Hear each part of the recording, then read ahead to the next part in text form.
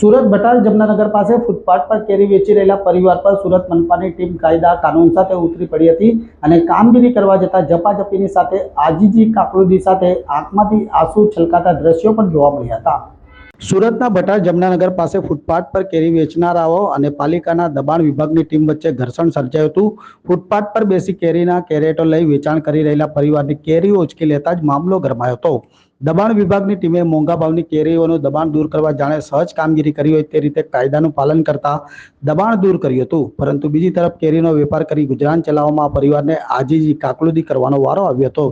કેરી વેચનાર પરિવારની મહિલાના આંખમાંથી આંસુ ઉભરાઈ આવ્યા હતા તેવા દ્રશ્યો જોવા મળ્યા હતા।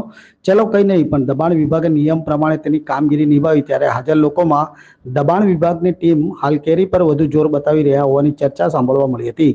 દબાણ વિભાગની ટીમ રસ્તા પર કેરી વેચનારા પર સખત હાથે કામ લઈ રહી હોવાનું જણાવી રહ્યા છે, ત્યારે વિસ્તારમાં અનેક લોકો અને મોટા વેપારીઓ છે જેઓ દબાણ કરી રહ્યા છે, તેમની સામે પણ આ જ રીતે સખત કામગીરી કેમ કરવામાં આવી નથી રહી। જોકે હાલ તો કેરી આવતાની સાથે દબાણ વિભાગની ટીમ જોરમાં હોવાનું ચર્ચાઈ રહ્યું છે।